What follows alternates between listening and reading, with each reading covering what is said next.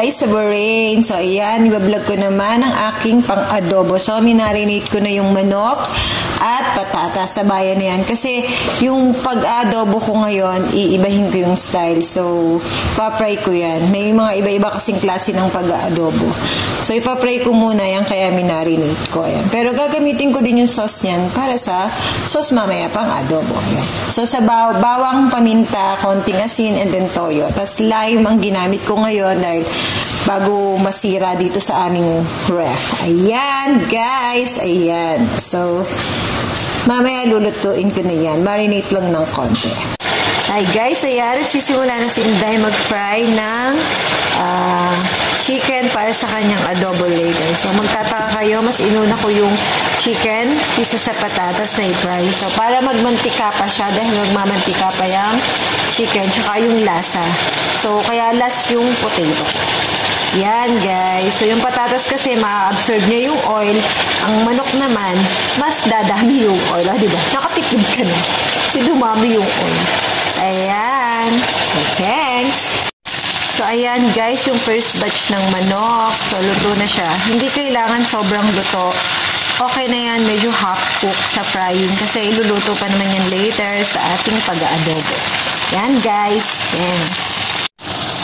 Yan, malapit na din matapos yung ating patatas. So, eto na yung manok na aking tinray. So, ito na lang.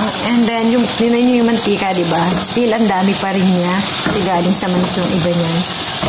Ayan ang gagamitin ko din pag-igisa later. Pero papalitan ko siya ng lutuan dahil yung ilalim niya, medyo may mga burn, ano na yan.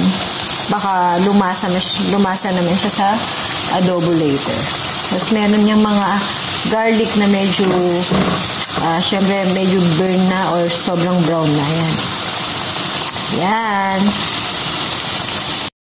So, ito na yung sinasabi ko na minarinate natin sa garlic, diba? Yung chicken and potato. Yan, sa pagpa-fry niyan, masusunog siya, syempre. Kaya kailangan palitan yung ating bagong lulutuan at hindi ito todo yung mantika. So, tansyado lang muna. Yan na siya. Ito na yung bagong lulutuan ko ng adobo, diba? Para hindi maglasang sunog yung adobo nyo. Start na si Inday sa onion after garlic. Yan. And then, eto na yung sauce natin kanina sa marination. Yan ang aking mga lulutuin. And then, eto na yung ating chicken and potato para sa adobo later. So, yan. Kahit na-fry nyo na yung chicken, syempre, igigisa nyo pa rin siya sa onion and garlic.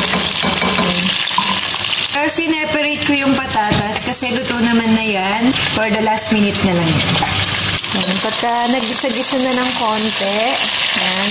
Okay. Ilalagay na natin yung sauce. Yan. Yung pang-lagay ng marinade kanina. So, lalasahan nyo na lang kung ano magiging kulang pagka medyo lumapot na yung ating sabaw at nag-dry-dry na ng konti. Yan. So, low fire na lang para hindi maanol masyado yung manok. Cover and then low fire. Basta maluto na siya. And later, ilalagay na natin yung patatas. So guys, ayan, nakalimutan ko palang sabihin. Ito yung nagtira pa ako ng onion na hindi ginisa. Para isasama ko pa yan sa adobo later. Para may gulay talaga siya, diba? So ayan, natimplahan ko na. Nadagdagan ko na yun ng toyo. Okay na yung lasa niya. Yung alat, yung asim, at yung paminta. Tapos ito na yung patatas. Ilalagay ko na siya.